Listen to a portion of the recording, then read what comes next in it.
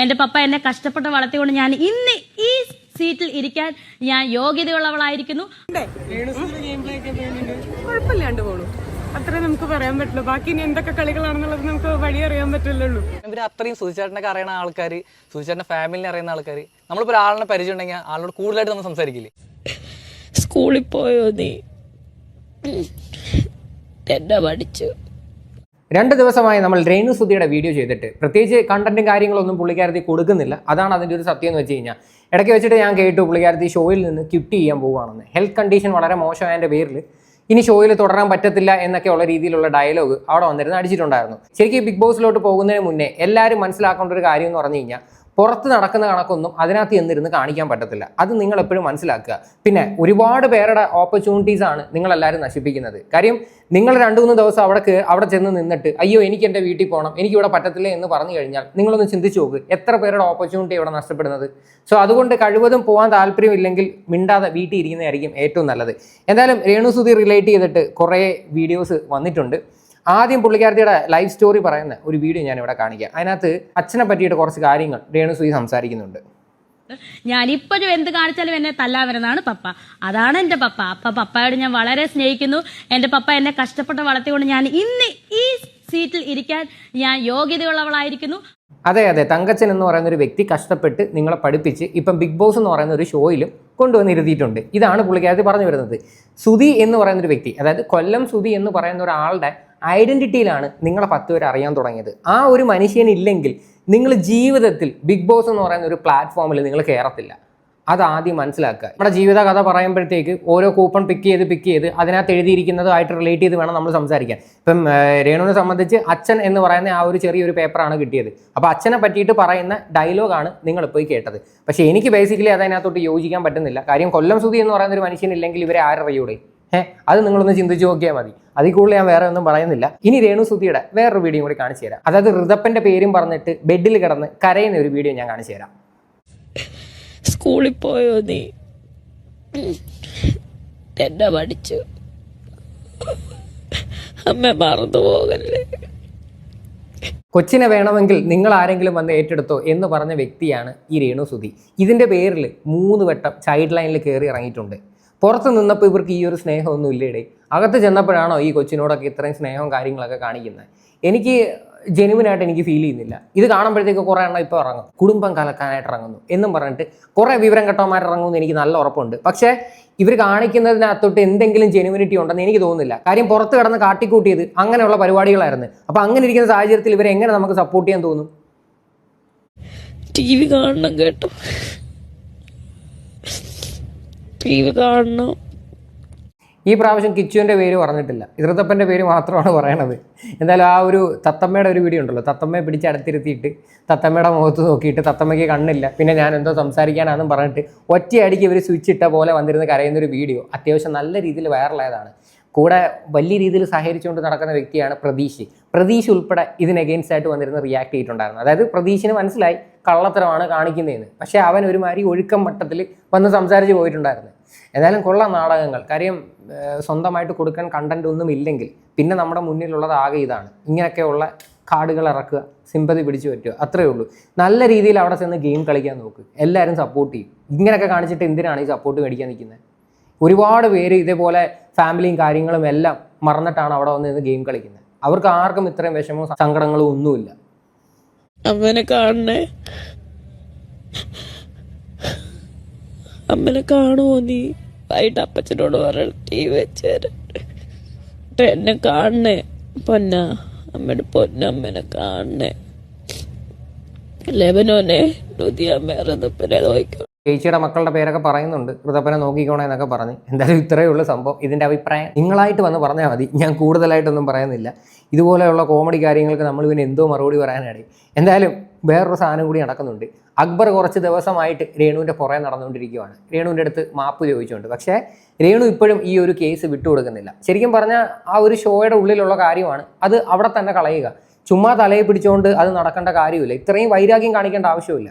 ആ അക്ബർ എന്ന് പറയുന്ന വ്യക്തിക്ക് പറഞ്ഞത് തെറ്റാണെന്ന് അവന് 100% ബോധ്യം വന്ന്. അപ്പോൾ അങ്ങനെ ഇരിക്കുന്ന സാഹചര്യത്തിൽ ഇനിയെങ്കിലും ക്ഷമിച്ചു കൊടുക്കുക, അതാണ് ചെയ്യേണ്ടത്. അല്ലാതെ വെറുതെ മസിൽ പിടിച്ചിരുന്നോട്ട് ഒരു പ്രയോജനമില്ല. ഇന്ന് ഞാൻ ഏഷ്യാനെറ്റിലൊരു വീഡിയോ കണ്ടിട്ടുണ്ടായിരുന്നു.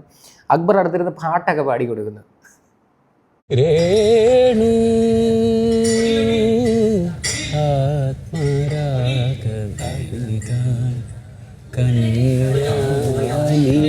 ഓക്കെ, രേണുവിന് അടുത്തിരുന്ന് പാട്ട് പാടി കൊടുക്കുന്നു, രേണുവിന് ലവ് ചിഹ്നത്തിലുള്ള ദോശ ചുട്ടു കൊടുക്കുന്നു. അങ്ങനെയൊക്കെയുള്ള കുറേ കോമഡികളൊക്കെ നടക്കുന്നുണ്ട്. രേണു ഒരു കാരണവശാലും വിട്ടുകൊടുക്കുന്നില്ല. ഇതൊരു ഗെയിം ആണെന്നുള്ളൊരു ബോധ്യം പുള്ളിക്കാരത്തേക്ക് എപ്പോഴും വന്നിട്ടില്ല. അതിനകത്തുള്ളവർ പലരും ചിന്തിക്കേണ്ട ഒരു കാര്യമാണ്, നിങ്ങൾ ആ ഷോയിൽ നിന്ന് പുറത്തിറങ്ങി കഴിഞ്ഞാൽ അത് അവിടെ വിട്ടേക്കണം കാര്യങ്ങൾ, അതായത് ദേശീയ പിണക്കങ്ങളെല്ലാം ഉണ്ടെങ്കിൽ നിങ്ങൾ കളഞ്ഞിരിക്കണം. ഒരു വളരെ എക്സാമ്പിളാണ് ഈ മുൻഷി രഞ്ജിത്ത് എന്ന് പറയുന്ന വ്യക്തി. ആ വ്യക്തി ലാലേട്ടൻ എഴുതി കൊടുത്തൊരു കത്തുണ്ടായിരുന്നു, എനിക്ക് ആരുമായിട്ടും ഒരു പ്രശ്നവുമില്ല, എനിക്കൊരു പരാതിയുമില്ല എന്ന്. സോ അതേപോലെ ആയിരിക്കണം നിങ്ങളെല്ലാവരും. ചുമ്മാതെ ഇത് തലയ്ക്ക് പിടിച്ച് വളരെ പേഴ്സണലി എടുത്തുകൊണ്ട് നടക്കേണ്ട ആവശ്യം വരുന്നില്ല. കാര്യം രേണു എന്ന് പറയുന്ന ഒരു വ്യക്തിയായാലും അക്ബറിനെ തിരിച്ച് വേട്ടപ്പട്ടി എന്ന് വിളിച്ചിട്ടുണ്ട്, പിന്നെ ആദിലെ നൂറയും അനീഷിനെ അപ്പി എന്നൊക്കെ പറഞ്ഞ് വിളിച്ചിട്ടുണ്ട്. അങ്ങനെയുള്ള ഒരുപാട് കാര്യങ്ങൾ അങ്ങോട്ടും ഇങ്ങോട്ടും വിളിച്ചിട്ടുണ്ട്. സോ ഷോയുടെ ഇടയിലുള്ള കാര്യങ്ങൾ അത് അവിടെ കളയുക, ചുമ്മാതെ അതും പിടിച്ചുകൊണ്ടിരുന്നിട്ട് ഒരു പ്രയോജനവുമില്ല. ഇനി നമ്മുടെ കഥാനായകൻ പ്രതീഷിൻ്റെ വീഡിയോ ഉണ്ട്. പ്രതീഷ് കുറച്ച് കാര്യങ്ങൾ പറയുന്നുണ്ട്. അതായത് ഹൗസിൻ്റെ പുറത്ത്, അതായത് ബിഗ് ബോസ് ഹൗസിൻ്റെ പുറത്ത് നടന്ന കുറച്ച് കാര്യങ്ങൾ ആ വീട്ടിനകത്ത് അനുമോള് ചർച്ച ചെയ്യേണ്ട ആവശ്യമില്ലായിരുന്നു എന്നാണ് പ്രതീഷ് സംസാരിക്കുന്നത്. അതായത് ഈ വീട്ടിൻ്റെ ചോർച്ചയെ പറ്റിയിട്ട്. എന്തായാലും നമുക്ക് അതൊന്ന് കേൾക്കാം. ഉണ്ടായിരുന്നില്ല, പക്ഷെ ഒരു ചെറിയൊരു മിസ്അണ്ടർസ്റ്റാൻഡിങ് അവർ അങ്ങനെ ക്ലാഷ് ആയിട്ടില്ല. എന്താ വെച്ചാൽ നമ്മൾ ലാസ്റ്റ് നമ്മുടെ ഗുരുപ്രിയ ടിവിയുടെ ട്രിവാൻഡ്രത്ത് അവാർഡ് ഫംഗ്ഷന് പോയായിരുന്നല്ലോ, ബെസ്റ്റ് പെയറിൻ്റെ. അപ്പോൾ അന്ന് ഞാൻ അനുമോള് രേണു ചേച്ചിയൊക്കെ ഇരിക്കുന്നുണ്ടായിരുന്നു. അൺഎക്സ്പെക്റ്റഡ് ആയിട്ട് അന്ന് അനുമോളെ കണ്ടായിരുന്നു. അപ്പോൾ അനു വന്ന് സംസാരിച്ചു, ഞങ്ങൾ സംസാരിച്ചായിരുന്നു. പക്ഷേ സംസാരിച്ച് കഴിഞ്ഞ് കുറച്ചതിന് ശേഷം ഞങ്ങൾ അങ്ങനെ ഒരുപാട് സംസാരിച്ചില്ല. ഞാനും ആ സമയത്ത് വിചാരിച്ചു, കാരണം ഇവർ അത്രയും സുധിച്ചേട്ടനൊക്കെ അറിയുന്ന ആൾക്കാർ, സുധിച്ചേട്ടൻ്റെ ഫാമിലിനെ അറിയുന്ന ആൾക്കാർ, നമ്മളിപ്പോൾ ഒരാളിനെ പരിചയം ഉണ്ടെങ്കിൽ ആളോട് കൂടുതലായിട്ട് നമ്മൾ സംസാരിക്കില്ലേ. അനു വന്നു, ജസ്റ്റ് കൈ തന്നു, സംസാരിച്ചു പോയി. എനിക്ക് അപ്പോഴേ ഒരു കത്തലുണ്ടായിരുന്നു. ഇത് തന്നെയാണ് ഞങ്ങളെല്ലാവരും വന്നെടുത്ത് വെച്ച് സംസാരിച്ചത്. അപ്പം ഈ പറയുന്ന രേണു ഉൾപ്പെടെ പറഞ്ഞ് ഞങ്ങൾ തമ്മിൽ ഒരു പ്രശ്നവുമില്ല, ഞങ്ങൾ തമ്മിൽ ഭയങ്കര കമ്പനിയാണെന്നാണ് പറയണത്. ഇപ്പോൾ ഇവൻ വന്നിരുന്ന് പറയുന്ന കേട്ടില്ലേ, അവർ തമ്മിൽ എന്തോ ഒരു ചെറിയ സീനുണ്ടെന്ന്. അതിൻ്റെ പേരിലാണ് ബിഗ് ബോസ് ഹൗസിനകത്ത് ചെന്നിട്ട് ഈ വീട്ടിൻ്റെ കാര്യം ചോദിച്ചതെന്ന്. അങ്ങനെയാണ് ഈ പറയുന്ന വ്യക്തി പറഞ്ഞു വരുന്നത്. എന്തുവാടെ ഇത്? അനുമോൾക്കായിക്കോട്ടെ, ഈ പറയുന്ന സ്റ്റാർ മാജിക്കിലുള്ള ബാക്കിയുള്ളവരായിക്കോട്ടെ, ഇവർക്ക് ആർക്കും ഈ പറയുന്ന രേണു സൂതിയായിട്ടൊന്നും വലിയ കണക്ഷൻ ഇല്ല. അതാണ് ഇതിൻ്റെ ഒരു സത്യം. ലക്ഷ്മി നക്ഷത്രം എന്ന് പറയുന്ന ഒരു വ്യക്തി എന്തുകൊണ്ട് കണക്ഷൻ നിർത്തി? വളരെ പേഴ്സണലി അവരുടെ ഇടയിലുള്ള ഇഷ്യൂസാണ്. പക്ഷെ അവരാരും വന്നത് പബ്ലിക്കിൻ്റെ മുന്നിൽ പറയത്തില്ല. അതിന് ഒരുപാട് കാരണങ്ങളുണ്ട്. അല്ല, ബാക്കിയോടെ കേൾക്കാം.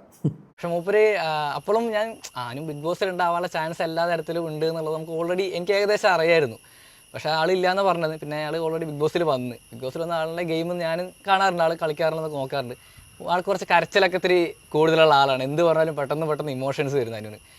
അത് ഞാൻ അംഗീകരിക്കുന്നത്. കാര്യം അനുവിൻ്റെ ഒരു ക്യാരക്ടർ ഇപ്പം വന്ന് വളരെ മോശമായിക്കൊണ്ടിരിക്കുക. മോശം ഇൻ ദ സെൻസ്, നമ്മൾ എന്ത് പറഞ്ഞു കഴിഞ്ഞാലും വന്നിരുന്ന് കരയുവാണ്. അതായത് ഒരു ഗെയിം സ്പിരിറ്റിലല്ല എടുക്കുന്നത്. ഈ കരയാൻ വേണ്ടിയിട്ടാണെങ്കിൽ പിന്നെ എന്തിനാണ് ഈ ഒരു ഷോയിലോട്ട് പോകുന്നത്? വന്നിരുന്ന് വലിയ ഡയലോഗ് അടിച്ചതാണ്, ഞാൻ ഇനി ഒരിക്കലും കരയത്തില്ല, ഞാൻ അമ്മയ്ക്കും അച്ഛനും കൊടുത്ത വാക്കാന്നൊക്കെ പറഞ്ഞിട്ട് കയറി വന്നതാണ്. അത് ഫുൾ ടൈം ഇരുന്ന് കരയുവാണ്. ആരെങ്കിലും എന്തെങ്കിലും തമാശയ്ക്ക് പറഞ്ഞാൽ പോലും വന്നിരുന്ന് കരയുവാണ്. അത്യാവശ്യം അനുമോൾക്ക് നല്ല സപ്പോർട്ടുണ്ട്. ആ ഒരു സപ്പോർട്ടിൻ്റെ പുറത്ത് ഇങ്ങനെ നിന്ന് പോവാണ്. നല്ല രീതിയിൽ ഗെയിം കളിച്ച് കാര്യങ്ങളൊക്കെ ഒരു ഗെയിം സ്പിരിറ്റിൽ എടുത്തു കഴിഞ്ഞാൽ തീരുന്ന കാര്യമുള്ളൂ. ചുമ്മാതെ കരഞ്ഞ് മെഴുകി കഴിഞ്ഞാൽ നിങ്ങളുടെ ക്വാളിറ്റി തന്നെ നഷ്ടപ്പെടും. അത്രയേ ഉള്ളൂ.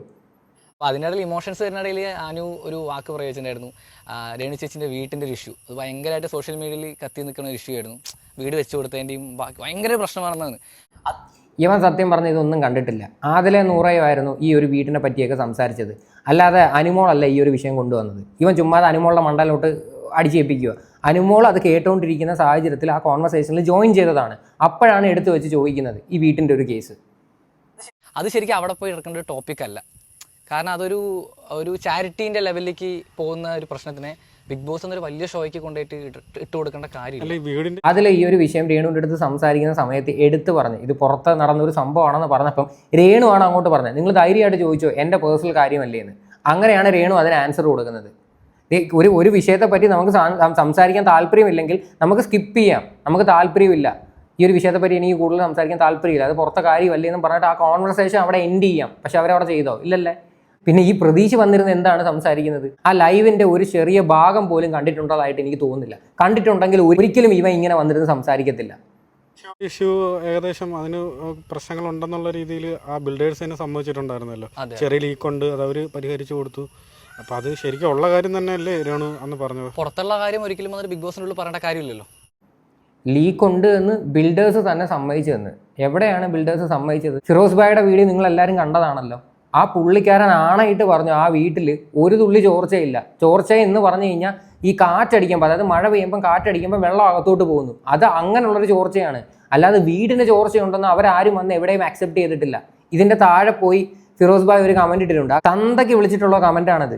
അതായത് പുള്ളി എവിടെയും പറഞ്ഞിട്ടില്ല ആ വീട്ടിന് ചോർച്ചയുണ്ട് എന്ന്. സോ ഇല്ലാത്ത കാര്യങ്ങൾ വെറുതെ അനാവശ്യമായിട്ട് ആ മനുഷ്യനെ മണ്ടയിലോട്ട് അടിച്ചേൽപ്പിക്കാൻ നോക്കുവാണ് അടുത്ത വിവാദത്തിന് വേണ്ടിയിട്ട്. പുറത്ത് ആ വ്യക്തി എങ്ങനെ ആയാലും ബിഗ് ബോസിൽ വന്ന ഒരു മാറ്റം, ബിഗ് ബോസ് എന്ന് പറയുന്നത് ഒരു മാറ്റമാണ്. നമ്മുടെ ക്യാരക്ടർ മാറണം. നമുക്ക് ഒരുപാട് ഹൈപ്പർ ടെൻഷനിലാണെങ്കിൽ ആ ടെൻഷൻ കുറയ്ക്കാനും കാമാവാനുള്ള ഇതാണ്.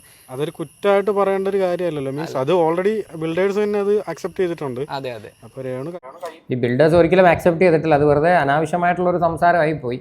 വളരെ മോശമായിട്ടുള്ളൊരു സ്റ്റേറ്റ്മെൻ്റ് ആണത്. അവരെവിടെയും പറഞ്ഞിട്ടില്ല ആ വീടിന് ചോർച്ചയുണ്ടെന്ന്. മഴ പെയ്ത് ശീതമടിച്ച് വെള്ളം അകത്ത് പോകുന്ന കാര്യത്തിനാണ് അവരിപ്പോൾ നിലവിൽ പരിഹാരം ചെയ്തു കൊടുത്തിരിക്കുന്നത്. അല്ലാതെ അവരെവിടെയും വന്നിട്ട് ഈ പറയുന്ന വീട് മൊത്തം ചോർന്നുകൊണ്ടിരിക്കുകയാണ്, ഞങ്ങൾ ആ പണി പരിഹരിച്ചു തരാമെന്നൊന്നും അവരെങ്ങും പറഞ്ഞിട്ടില്ല. ഇത് വേറൊരു ലെവലിലോട്ട് കൊണ്ടുപോവാണ് ഇതൊക്കെ.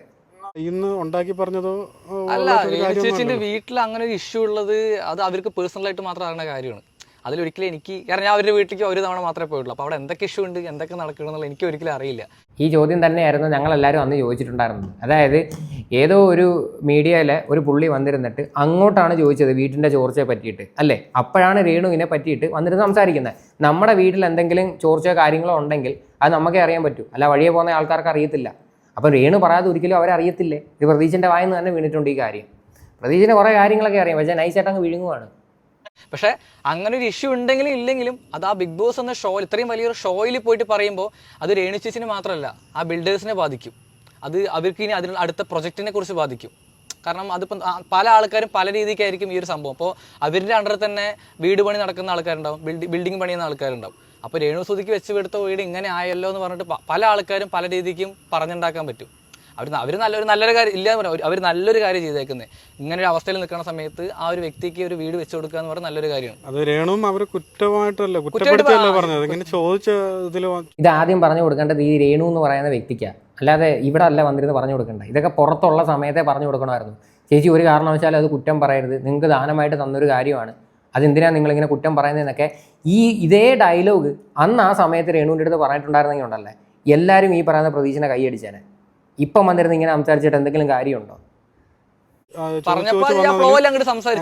രേണു എപ്പോഴും പറയുന്നത് വലിയ കാര്യം തന്നെ, വലിയ കാര്യമാണ്. കാരണം നമ്മൾക്ക് ഒരാളൊരു ഉപകാരം ചെയ്യാന്ന് പറയുന്നത് ലോകത്തിലെ ഏറ്റവും നല്ല കാര്യമാണ്. അങ്ങനെ ചെയ്ത ഒരാളെ ഒരിക്കലും ഞാനടക്കം കുറ്റം പറയത്തില്ല. പക്ഷെ ആ ഒരു മാറ്റർ ഉപകാരം ചെയ്ത് കൊടുത്തവർക്ക് എല്ലാവർക്കും പണി കിട്ടിയിട്ടേ ഉള്ളൂ. ഇപ്പോൾ ഷാജൻസ് കറിയുടെ കേസ് എടുത്ത് നോക്കിയാലും ലേറ്റസ്റ്റ് ആയിട്ട് ഈ മുടി വെച്ച് കൊടുത്ത ആൾക്കാരുടെ കേസ് എടുത്തു കഴിഞ്ഞാലും ഇവർക്ക് എല്ലാവർക്കും പണികൾ കൊടുത്തുകൊണ്ടേ ഇരിക്കുവാണ് രേണു എന്ന് പറയുന്ന ഒരു വ്യക്തി. പോരാത്തതിന് അതിൻ്റെ സൈഡിൽ കൂടി തങ്കച്ചൻ എന്ന് പറയുന്ന ഒരാളും ഉണ്ട്. അനുമോൾ അവിടെ പോയിട്ട് സംസാരിക്കേണ്ട കാര്യമില്ല. എത്രയോ ടോപ്പിക് ഉണ്ട്, അതിൻ്റെ ഉള്ളിൽ നടക്കുന്ന ടോപ്പിക്ക് സംസാരിക്കുക. അല്ലെങ്കിൽ അതിൻ്റെ അല്ലാണ്ട് നമ്മൾ അനാവശ്യമായിട്ട് അനുമോളുടെ പേര് ഇതിനകത്ത് വലിച്ചിടുവാണ്. അനുമോൾ ആ ഒരു ടോപ്പിക്കിനെ പറ്റിയിട്ട് സംസാരിക്കാൻ ഇടയായത് ഈ ആദില നൂറ ഈ ഒരു വിഷയത്തിൽ സംസാരിച്ചുകൊണ്ട് ഇരിക്കുന്ന സമയത്തായിരുന്നു. അതായത് ചേച്ചിക്ക് വേണമായിരുന്നു എങ്കിൽ ആ ഒരു ക്വസ്റ്റ്യൻ അവോയ്ഡ് ചെയ്യാമായിരുന്നു ചേച്ചി. പക്ഷേ അത് ചെയ്യാതെ എന്തിനാണ് ഇങ്ങനെ സംസാരിച്ചെന്നുള്ള രീതിയിലായിരുന്നു അനുമോൾ ചോദിച്ചിട്ടുണ്ടായിരുന്നത്. ഞാൻ ആ വിഷയത്തിൽ റിയാക്ട് ചെയ്തതോ ഇതിനൊന്നും ഒരു ബോധവുമില്ല, ചുമ്മാ വന്നിരുന്ന് പറയുക. ഇനി ലക്ഷ്മി നക്ഷത്രയുടെ ഒരു വീഡിയോ പുറത്തു വന്നിട്ടുണ്ട്. ഇന്നലെ കുറച്ച് ഓൺലൈൻ മീഡിയാസ് എടുത്തൊരു വീഡിയോ, ആ വീഡിയോ ഒന്ന് കാണാം. അനുവിനെയൊക്കെ നമ്മളിങ്ങനെ പ്രതീക്ഷിച്ചിട്ടുണ്ട്. എത്ര മെച്ചുവേർഡ് ആയിട്ട് അനു ഗെയിം കളിക്കുന്നുള്ളത് എനിക്ക് ഭയങ്കര സന്തോഷം തോന്നി, ഭയങ്കര അഭിമാനം തോന്നി. അനുകുട്ടിയൊക്കെ നല്ല മെച്ചുവേർഡ് ആയി തുടങ്ങിയില്ലേ, ചെറുതായിട്ട് കരയുകയാണെങ്കിലും. ചെറുതായിട്ടുള്ള കരച്ചിലൊന്നുമല്ല, വലിയ രീതിയിൽ കരയുന്നുണ്ട്. അപ്പം അതുകൊണ്ട് കരച്ചിലിനെ പറ്റിയിട്ട് ആരും പറയാതിരിക്കുന്നതാണ് നല്ലത്. അത് മാറ്റിക്കഴിഞ്ഞാൽ അനുമോൾ നല്ലൊരു കണ്ടസ്റ്റൻ്റ് ആയിട്ട് മാറും. ഈ കരച്ചിൽ എന്ന് പറയുന്ന ഒരു സാധനമാണ് പുള്ളിക്കാരത്തിയുടെ ഏറ്റവും വലിയ വീക്ക് പോയിന്റ്. അതാണ് ആദ്യം മാറ്റിയെടുക്കേണ്ടത്. അനു ഇത്ര അടിപൊളിയായിട്ട് പ്ലേ ചെയ്ത് തുടങ്ങിയില്ലേ, ഗുഡ്. ആരുടെയും ഗെയിംസ് നമുക്ക് അനലൈസ് ചെയ്യാനുള്ള സമയമായിട്ടില്ല. ലൈക്ക് ഒരു വീക്ക് കഴിഞ്ഞിട്ടല്ലേ ഉള്ളൂ. ഞാൻ ഇന്ന് വരെ ലൈക്ക് ബിഗ് ബോസ് അങ്ങനെ ഫുള്ളായിട്ട് കണ്ടിട്ടില്ല. എപ്പോഴും വൈറൽ കട്ട്സാണ് കാണാറ്. പക്ഷെ ഇത്തവണ നമ്മുടെ കുറച്ച് ഫേവറേറ്റ്സ് ഒക്കെ ഉള്ളത് കൊണ്ട് എന്തായാലും ബിഗ് ബോസ് കാണുന്നുണ്ട്. ഓക്കെ. ഇതിൻ്റെ ഇടയിൽ കൂടെ വേറൊരു കാര്യം കൂടി പറയുന്നുണ്ട്. അതായത് ഈ വീക്കിൽ അങ്ങാണ്ട് വോട്ട് ചെയ്തിട്ടുണ്ടായിരുന്നു. വോട്ട് ചെയ്തത് അനുമോൾക്കാണെന്നും ലക്ഷ്മി നക്ഷത്ര പറയുന്നുണ്ട്. അതായത് രേണു സുധിക്ക് വോട്ട് ചെയ്തിട്ടില്ല. രേണുവിനെ പറ്റി വലുതായിട്ട് സംസാരിക്കുന്നുമില്ല. വളരെ ക്ലോസ് ആയിട്ട് സുധിച്ചേട്ടൻ എന്നും പറഞ്ഞിട്ടും ഈ പറയുന്ന രേണു ചേച്ചി എന്നൊക്കെ പറഞ്ഞിട്ട് നടന്ന വ്യക്തിയാണ് ഈ പറയുന്ന ലക്ഷ്മി നക്ഷത്ര. എന്തുകൊണ്ടാണ് അപ്പോൾ രേണുവിൻ്റെ പേര് പറയാത്തതെന്നോ അല്ലെങ്കിൽ രേണുവിൻ്റെ ബിഗ് ബോസിലെ ഗെയിമിനെ പറ്റി പറയാത്തതെന്നോ എനിക്കറിയത്തില്ല.